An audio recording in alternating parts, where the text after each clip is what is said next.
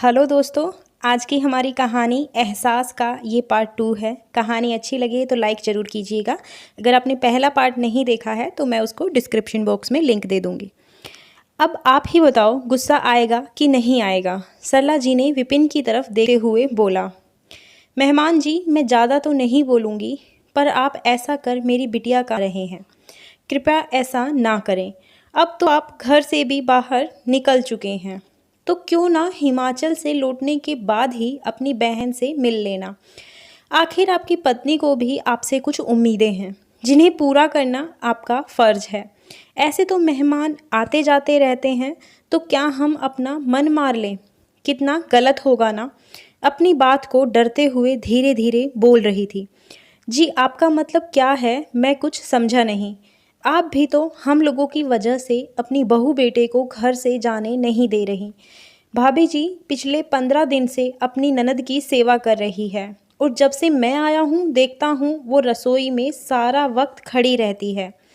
क्या उनका मन नहीं था होगा कहीं घूमने जाने का, घूमने फिरने का? आप ही ने तो कहा है कि मेहमान आते जाते रहते हैं, तो नहीं ले जा रहा हूँ मैं आपकी बेटी को घुमाने के लिए।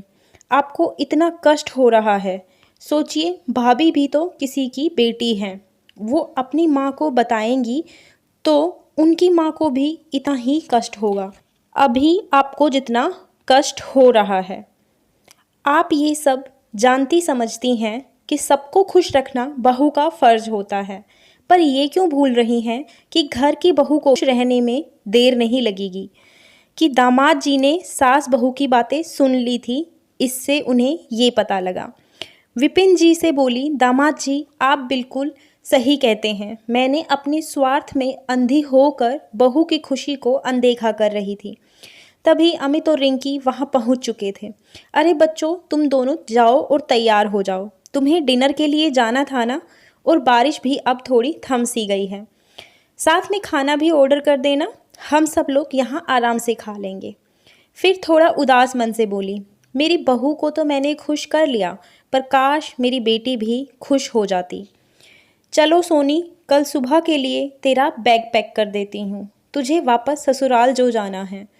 तब विपिन जी हंसते हुए बोले, अरे मम्मी जी, मैंने तो नाटक किया था। हम घर नहीं, परसों हिमाचल ही जा रहे हैं। मेहमान जी, आप मेरे साथ मजाक कर रहे हैं? पल्ला सिर पर रखती हुई बोली। माँ बेटे में ऐसा हंसी मजाक तो चलता ही है, सोनी मुस्कुराते हुए बोली।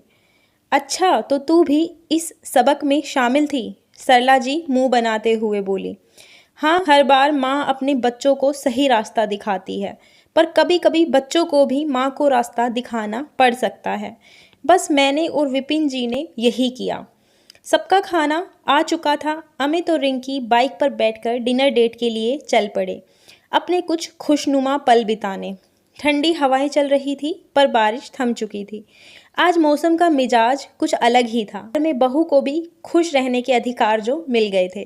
धन्यवाद दोस्तों। कहानी अच्छी लगी हो तो लाइक कर दीजिए, ज़्यादा से ज़्यादा शेयर कीजिए, चैनल को सब्सक्राइब कर लीजिए, और अपनी राय कहानी के बारे में कमेंट सेक्शन में बताना बिल्कुल भी मत भूलिएगा।